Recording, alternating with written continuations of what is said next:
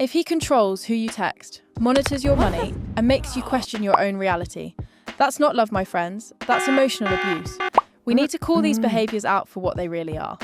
In fact, most of these seem normal until you realise they're actually signs of emotional abuse that many women don't recognise.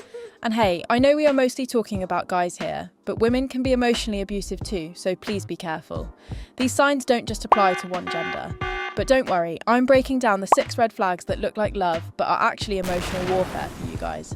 Each red flag, I'm going to expose it, explain it, and roast it because I've seen enough toxic disasters so you don't have to.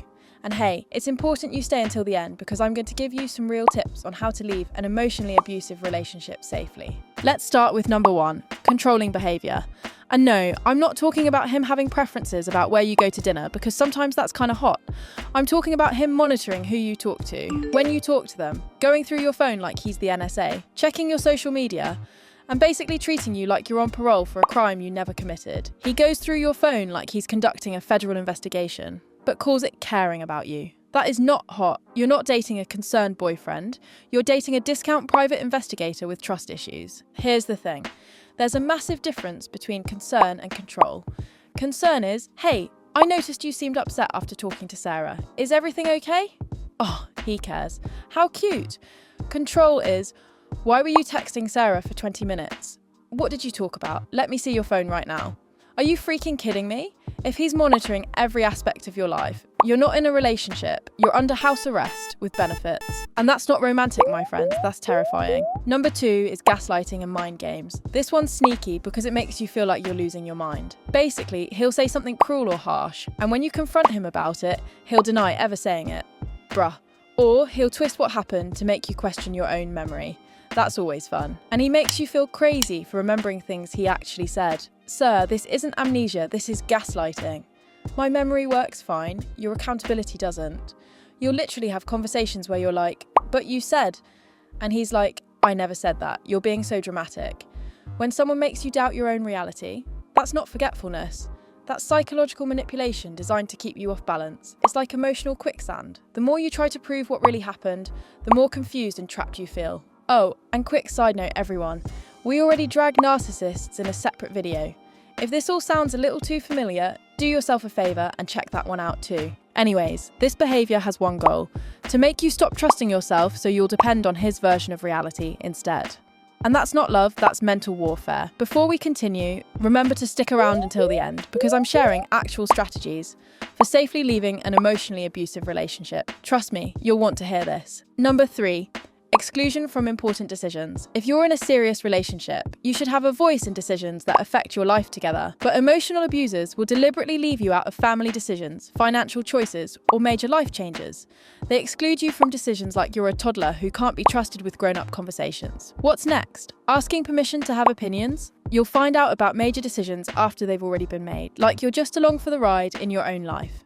This puts them in a position of power and leaves you isolated from the important dynamics of your relationship. It's control disguised as leadership. They want you to feel like a guest in your own life, not an equal partner. The shock factor here is that this isn't just disrespectful, it's strategic. By excluding you from decisions, they're training you to accept that your voice doesn't matter. And once you accept that, they can control everything else. Number 4 is financial control. And this one's a big red flag wrapped in a bow. He either controls all the money you make, gives you a tiny allowance like you're a child, or monitors every single financial transaction you make. So he controls the finances like he's the CEO of your relationship, but can't manage to do his own laundry. The audacity is astronomical. You need permission to buy coffee, but he can drop $200 on whatever he wants without explanation. Right, financial abuse is designed to trap you. If you can't access money, you can't leave. That's not budgeting, that's imprisonment, babe. It's one of the most effective ways to keep someone stuck in an abusive situation because leaving requires resources. The really messed up part is how they frame it. I'm just better with money, or I'm protecting our future. No sir, you're creating financial dependency, so I can't escape when your true colours show up. Sign number 5, threats and emotional blackmail. Every time you try to set a boundary, express displeasure, or assert yourself, he threatens to leave you or divorce you. It's like emotional terrorism. They threaten to leave every time you disagree. Emotional blackmail isn't a love language, Brad, Jessica, or whatever the hell your name is. This isn't an airport. You don't need to announce your departure every time someone has a different opinion. Using threats to control your behaviour is emotional terrorism. Healthy relationships don't operate on fear. When someone uses the threat of abandonment to manipulate your behaviour, they're not communicating, they're controlling. The goal is to make you so afraid of being alone that you'll never challenge them again. They want you walking on eggshells, constantly worried that one wrong move will make them leave. And finally, number 6, blame shifting. No matter what they do wrong, somehow it's always your fault. They'll do something cruel or hurtful, and instead of taking responsibility, they'll find a way to make it your fault. He blames you for his bad behaviour like you're his personal scapegoat with a psychology degree. Sorry, I didn't go to school for fixing grown men. You made me yell at you. Or, if you hadn't done X, I wouldn't have done Y. Sir, you're a fully grown adult with free will, not a remote-controlled Roomba reacting to my emotional crumbs. Be so for real right now. When someone refuses to take responsibility and makes everything your fault, they're not just avoiding accountability. They're training you to accept abuse. They want you to believe that if you were just better, smarter, quieter, more understanding, they wouldn't treat you badly. This is probably the most insidious form of emotional abuse because it makes you blame yourself for their behaviour. And once you start doing that, you'll stay way longer than you should, trying to fix something that was never your responsibility to fix. Now, like I promised, here are some real tips for safely leaving an emotionally abusive relationship, because leaving can actually be the most dangerous time. First, create a safety plan. Don't just pack up and leave impulsively. Plan where you'll go, how you'll get there, and what you'll need. If possible, gradually move important documents, some clothes, and money to a safe location. Second, build your support network quietly. Reach out to friends, family, or domestic violence resources. The National Domestic Violence Hotline is 1-800-799-7233, and they can help you create a safety plan specific to your situation. Third, document everything. Take screenshots of threatening texts. Keep records of financial control. Write down incidents with dates. This isn't just for legal reasons only. It's to also remind yourself that you're not crazy when they try to gaslight you into staying. Fourth, trust your instincts about timing. You know your situation better than anyone.